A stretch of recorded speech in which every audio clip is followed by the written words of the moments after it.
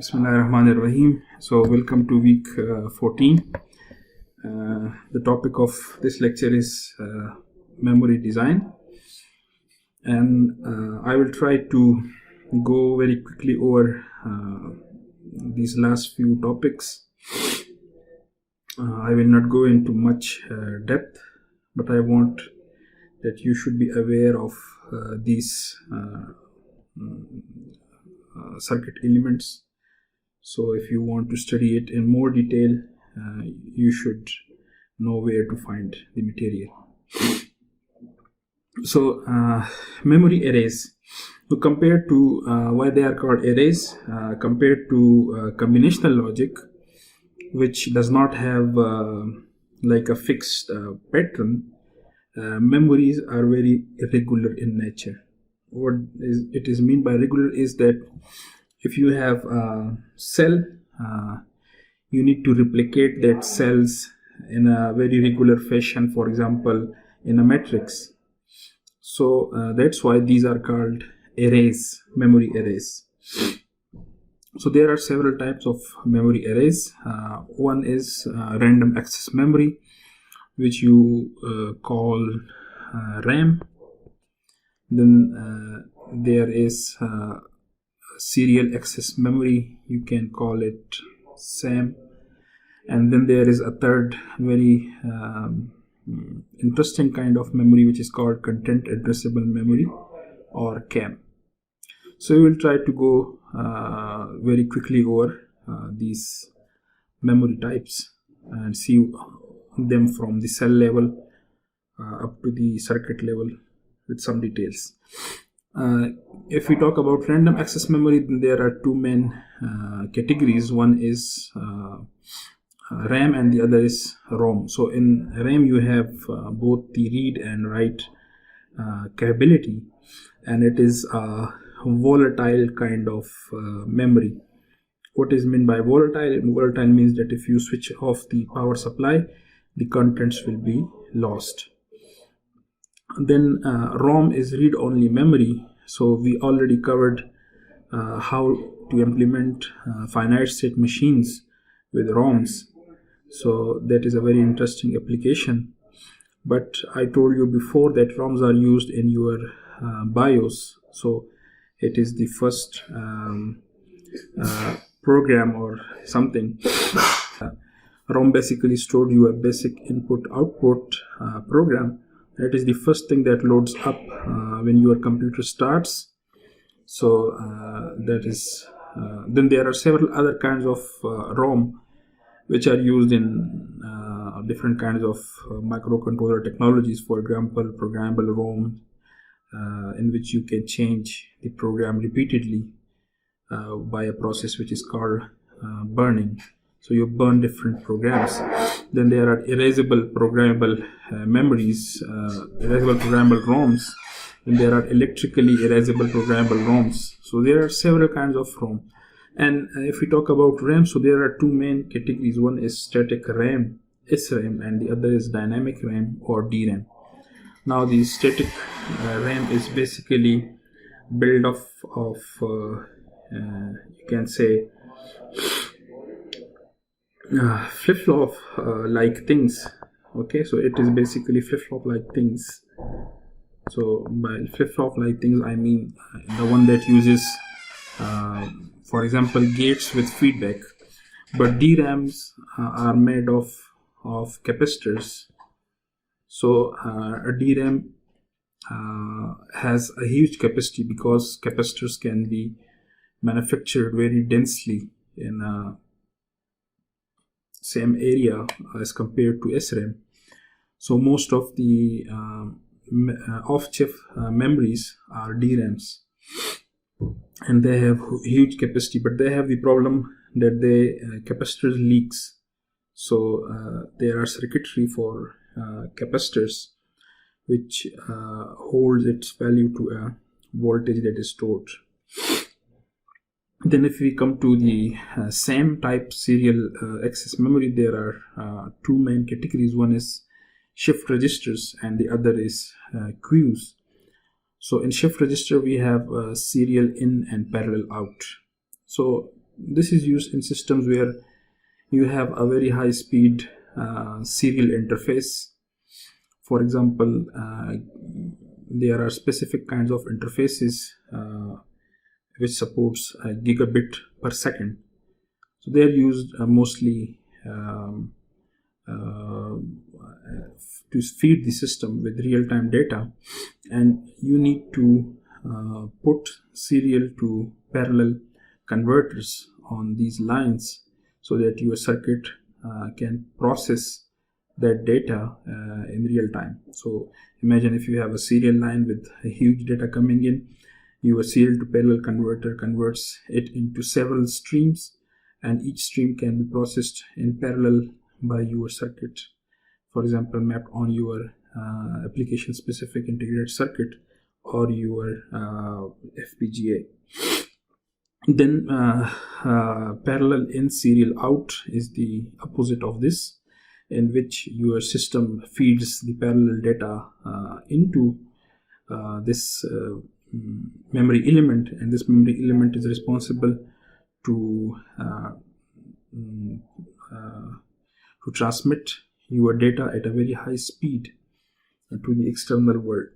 So these are the two SAMs that are sort of used as at the interface between digital world and your high-speed IOs. Then there are queues. The first one is called first in first out queue, or FIFO, and then the other one is called last in first out queue. So FIFO is basically a memory element that is widely used in digital circuits when you have more than one clock in your digital system. So if you have two clocks, for example 100 megahertz and let's say 120 megahertz, then if you want to pass the data from one clock domain to the next clock domain, you have to put in between these two FIFOs. So FIFO sort of synchronizes these two clock domains. So again, it's a very important circuit element, because most of the real world circuits, they are multi-clock domain circuits. So we will try to see what's inside the FIFO circuit. And the last one is content addressable memory, which is a sort of pattern recognizer, and it is again widely used in network routers and switches. Imagine if a packet is coming to your router, and the router has to decide which port to send this packet, what should be the destination. So it has a sort of routing table, and this routing table is stored in what is called content addressable memory. So again, this is a different kind of memory. We will see how it is different, but it is also an interesting circuit element. So we will go over this also. Now, coming to the array architecture, we have the array is like a two-dimensional structure in which we have rows and we have columns. The rows are also called words. So if we have n-bit address, then there are 2 raised to the power n words. So we have word 0, word 1, and 2 raised to the power n minus 1 word. So these are the total number of words, and each of these word or location has certain number of bits. For example, it can have 2 raised to the power m bits, and when the input address n bit comes, there is a kind of decoder. We have studied the decoders, which is called row decoder. So you select one of the rows, and this is called the address. So you want to read, for example, word number 100. So the decoder will activate that word line. So you see the decoder basically selects the row of memory which you want to read or write, and then you have these column circuitry which basically deals with the bits inside each word. But this kind of memory is very let's say tall, and it's not good with respect to layout. Circuits something like which is more square, for example this one, is more efficient in terms of layout. And what you can do, you can basically fold the array on itself. So you can say instead of 4 bits in the array, we decide to put 8 bits in the array, and in this way we are folding the memory onto itself. So you see now there is also a column decoder. So this one, which is more like a perfect square, is good for layout. So compared to tall memories, a square kind of memory is more efficient for layout. So let's come to so let's see the SRAM cell at the gate level, and let's see how to build it. So I told you before that the basic principle behind building memory element is feedback. So we first started with the latch in which we used 2 back-to-back inverters, if you remember, and we tried to build a latch from this feedback structure. This is the sort of building block of SRAM also. So you see that there are 2 inverters. So I am labeling it inverter 1 and 2. In fact, 2 is a tri-state inverter. So it has a control input, and then there is another third tri-state inverter, and then there are some inputs, for example bit line write underscore b, read, and read underscore b. So underscore b stands for inverted. So let's see how to store something, a bit on the SRAM cell. So in order to store, I have to apply the bit to my bit line. So for example, I want to store, let's say, a 0. Then I apply a 0 here, and I have to make the right 1. So if I make the right 1, write underscore b is 0, and the pass transistor gate will turn on, and the bit line will be connected to one of the feedback inverters input. So the bit will come in this fashion, passing through inverter 1, then feeding back to inverter 2, and this will be trapped in the feedback loop. So this is how you write. Apply the bit at the bit line and make a write 1. If you want to read, then the bit is in your loop, so you just apply 1 to the read bit line, and it will make read underscore b 0, and the third tri-state inverter will be connected to your output, which is again the bit line. So you write and you read using the same wire or line, which is called bit. So if we see, this has 3 gates and a pass transistor. So in total, if you check at the transistor level, it has 12 transistors. So this is 12T SRAM cell. And on the right side there is the layout. Without going into the details, you can work it out if you want to understand how the inverters are laid out, because we have performed the labs and its the inverters and lab in the lab and its layout also. So you can go and check out how the layout corresponds to this circuit. Then people have tried to, because the SRAM is such an important. So the next design is called 6T SRAM cell, and it uses it is called 6T because it uses 6 transistors. So you see there is this inverter which is feeding back the input of the other inverter. So if I draw it at the gate level, it's again the 2 inverters connected back to back, and then they are connected with the bit line through 2 more transistors. These are NMOS. Let's call them N1 and N2. So and then the gates of N1 and N2 are connected to a word line.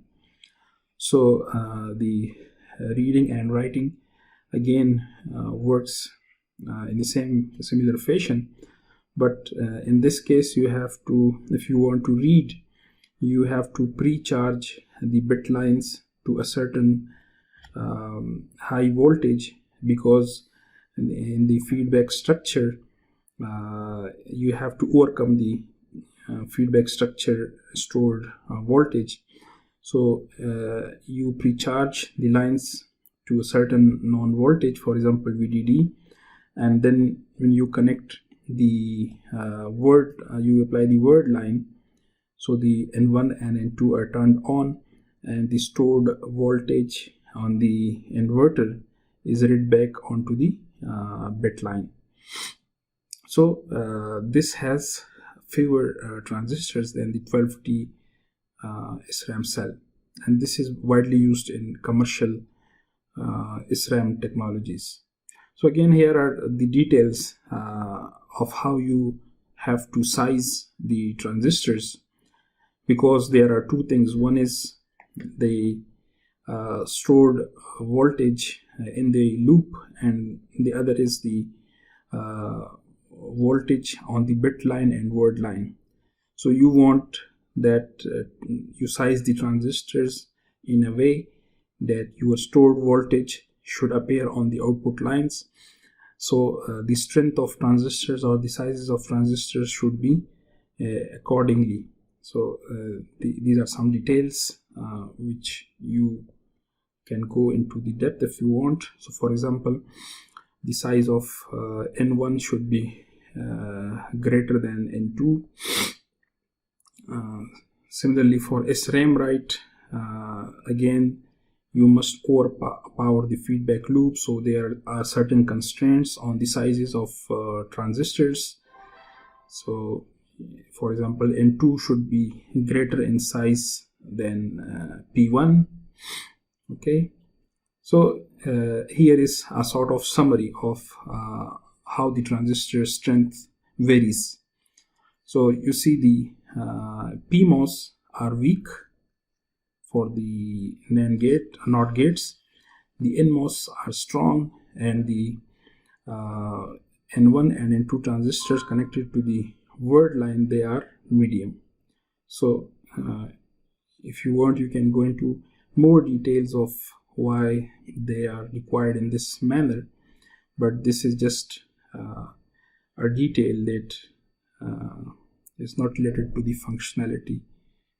So again, we see that the SRAM is a very regular structure, and it is shown in this figure that if you have one cell and if you want to extend it into multiple cells connected horizontally or vertically, the layout is very regular. Okay, so if this is for one cell, then if you want to stack 4, then you see the same pattern is repeated horizontally and vertically, and that's why the memories they can be efficiently laid out. They are not what is called random logic. So that's why They're called arrays. Then let's come to the single port and multiple port memories. So until now we have considered memories that are single port, but there are memories in actual digital systems that should have multiple read ports. For example, the register file is one very important memory which is connected to the microprocessor, and normally it has two read ports. So why it has two read ports? Because in order to implement an equation like c is equal to a plus b, you want to read c and a simultaneously. So that's why these memories are called multi-port or dual port in this case, and they are very fundamental to the design of processors. There are processors which read simultaneously 4 registers. So those processors can implement equations, larger equations, much more efficiently.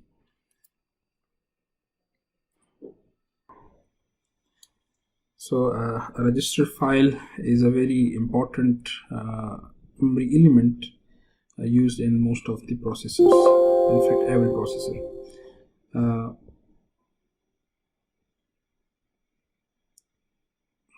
Let's come to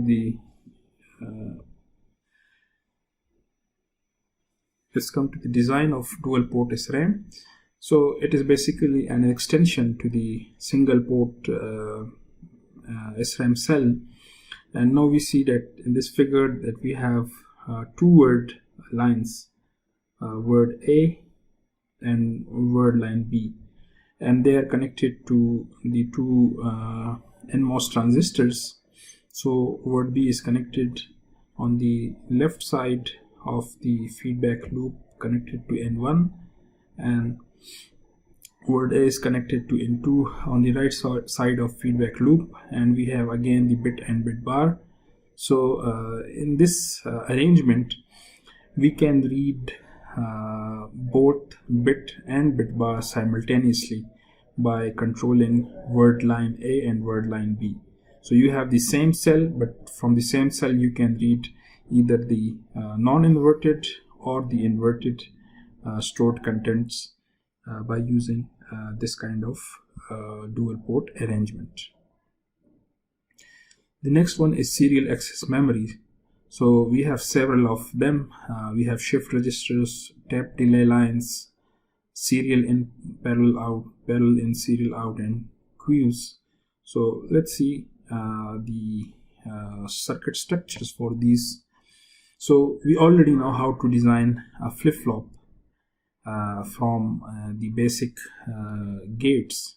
We used the master-slave configuration to design a flip-flop, and then we discussed the details of setup and hold time. So if you connect the registers in a pipeline fashion so that the data flows from one register, for example R1, output is fed to R2, and R2 output is fed through R3, and R3 output is fed to R4. So in this case we have an 8-bit data path. So every register is 8-bit. So this is 8-bit, this is 8-bit, 8-bit, 8-bit. We have 4 registers that are feeding feeding one another, and we have the same clock connected, and we have a data path of 8 bits. So it is a 8-bit serial shift register. Again, here it's written that watch out your hold times. So this is basically refers to the fact that the t-hold inequality should be satisfied. So if you remember, there was a relationship between t-hold and TCD. So that inequality should be satisfied. So the TCD of the upstream logic should be greater than the TCD, should be greater than the t-hold of downstream logic. Okay, So what is a tape delay line? A tape delay line is basically a shift register, but it has a programmable number of stages. So looking to the structure, we see that there is a mux, a 2x1 mux between every two register, and these mux enable to either include the register in the path or to exclude it. So for example, we can say if the select line, for example, if delay 5 is 0, then let's call this R1 and R2. Then R2 is included in the path. But if delay 5 is 1 and 1 may be this input, then you can bypass R1. So your input comes from here and goes directly to here. So it depends. If you bypass some of the registers, your delay will decrease. So remember that every register has a delay of a clock cycle. So this is a programmable delay line, or called tap delay line. And by controlling the select lines of multiplexer, you can include or exclude some of the registers. So this is programmable shift register. Then we have a serial in, parallel out. So this structure is also quite simple. We have a clock that is feeding all the input. Here we have R1, R2, R3 and R4, and we have a single serial input Sn, and the output of every register feeds the input of the next register. And then the extra thing is that now our output is not at the end of delay line, but we have intermediate outputs called P0, P1, P2 and P3. So this kind of structure is called serial in, parallel out.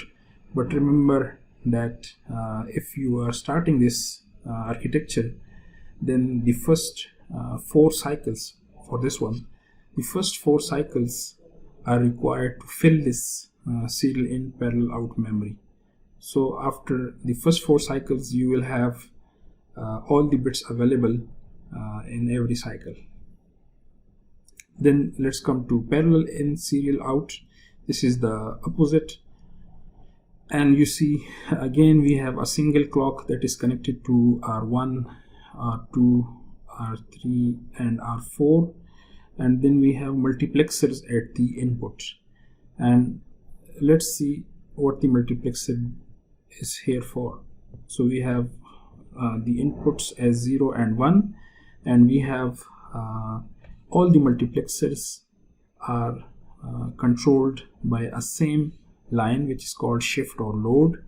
So what happens if the shift or load is 0? So if shift is 0, then your inputs P0, P1, P2 and P3, they are directly connected to the input of registers. So on the positive edge of clock, P0, P1, P2 and P3 are stored in the registers. So this is called parallel load. So you have done a parallel load when shift is 0. And when shift is 1, what happens? Then every clock cycle, R1, R2 takes an input from R1, R3 takes an input from R2, R4 takes an input from R3. So then it is serially shifting out the bits. So depending on the value of shift, it is either loading in parallel different bits, or it is doing a serial shift right. Then there are queues.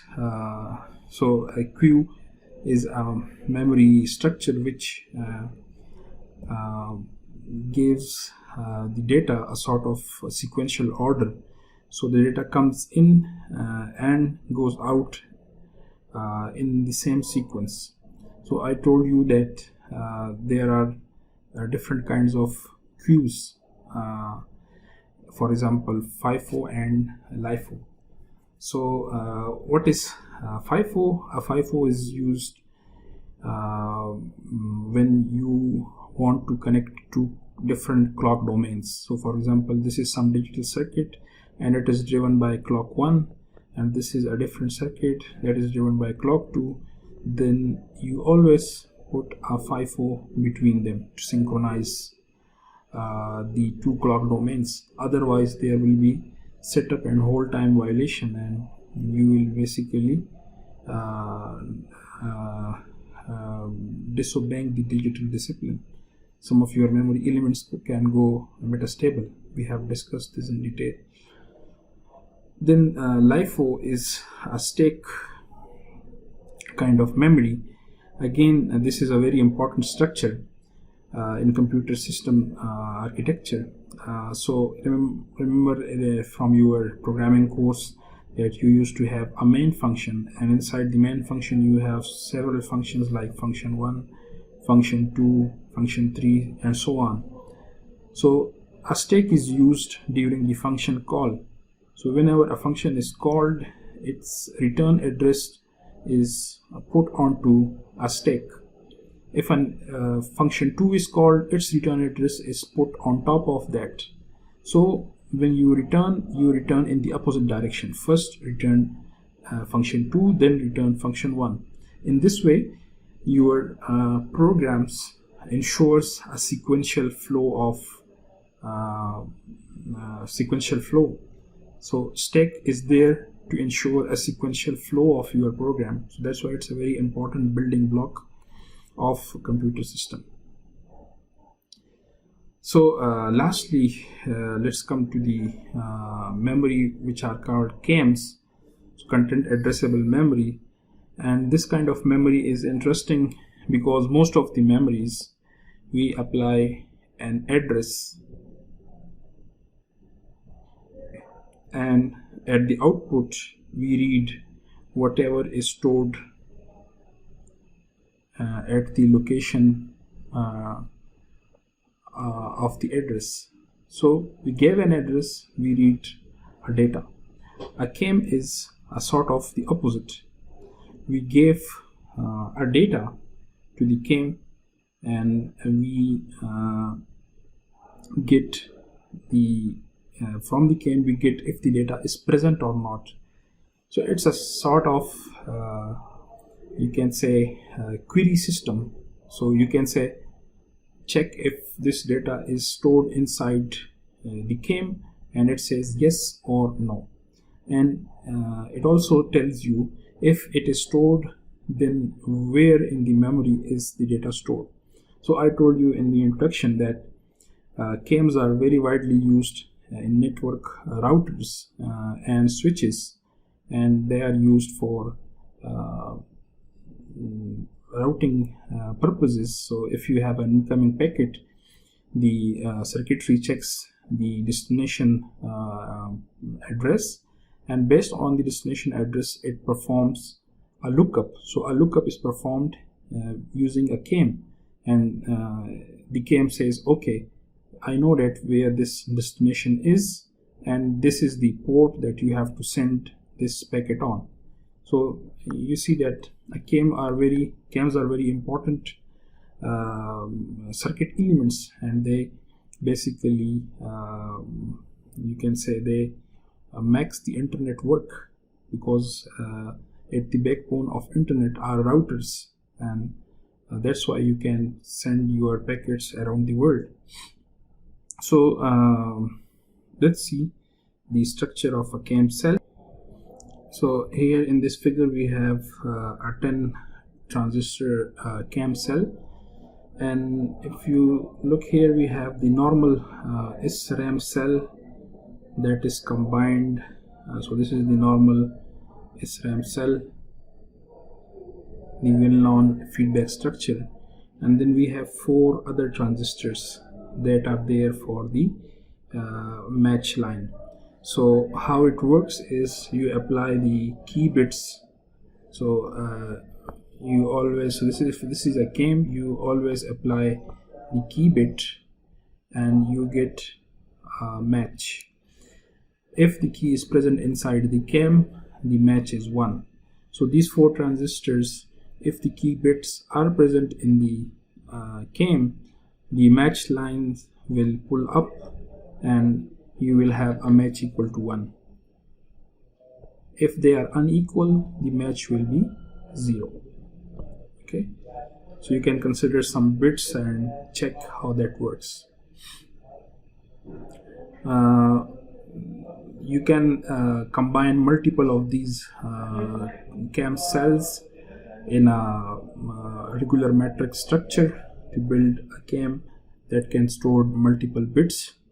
But again, you need row decoder and column circuitry. So all these logic is same as in other memory structures. So you need decoders to select the word lines, to activate the word lines, and for each word line you will have a corresponding match signal, and then you can put an OR gate on these match signal to know if any one of these word lines matches. So if any one of these word line matches, then the key is stored in the CAM cell. If no one is one, then the key is not present. And sometimes we put a priority encoder on the line. So imagine if match 2 becomes 1, so then a priority encoder gives us the address of that word line, which is 2 in this case. So you can see how it works. Then read-only memories, they are non-volatile memories. They store the contents in a way that even if the power is removed, the data is still there. I already told you that your computer BIOS is a ROM, and the microcontrollers, the program that you burn in microcontrollers, so they are kind of ROMs that are electrically erasable and programmable. So again, here is a matrix showing the structure of a ROM. So the inside structure basically consists of transistors. So you have the decoder, so you have the 2x4 decoder. So here we have 4 words. So this is word 0, word 1, word 2, and word 3. We have 4 words, and then if we look to the columns, we have column 0, column 1, column 2, column 3, column 4, and column 5. So basically this is a 4x6 bit ROM, and you can see what it is storing. So if we look to word 0, it is basically storing 0, then a 1 here, then a 0 here, then a 1, then a 0, then a 1. Okay, so where you want to store a 1, you put a transistor to the bit line, and when there you want to store a 0, then there is no NMOS there. So this kind of structure has these fixed kind of transistors. So once they are programmed, you cannot change it. So this is a fixed kind of ROM. This is not electrically erasable, but there are kinds of ROMs which you can electrically erase. They're used with the microcontrollers and all these things nowadays. So this is the end of memory elements. Okay, so let's come to the final slide. It's about PLA, which is Programmable Logic Array. I'm including this topic very briefly because this is used in one of your labs. So the random logic for control unit for the 8-bit microprocessor is implemented using a PLA. So this is very easy from a conceptual point of view. So a PLA basically implements an SOP, so sum of product expression. I hope that you remember SOP from your DLD course. So here we have the AND plane, in which you have all the inputs coming as A, inverted and non-inverted. So we have A and A bar, B and B bar, C and C bar, and these inverted and non-inverted inputs are fed to an array of AND gates, and you can the PLA can basically programmably connect the inputs to either the inverted and non-inverted connections, and you generate basically the minterms. So for example, the first AND gate generate minterm BC, the second AND gate is generating minterm AC, the third AND gate is generating minterm AB, the fourth is ABC, and so on. And then we have a plane of OR gates which basically takes these minterms and generates the final result. So in this case, a full adder is implemented on the PLA, and we have the equation of S and C out. So one OR gate is generating S and the other is generating C out. So in this way you can generate any SOP expression. You just have to increase the number of ANDs, the number of inputs, and the OR gates. So this is called PLA. And you will be using PLA in one of your labs. So with this we come to the end of this part of the lecture. So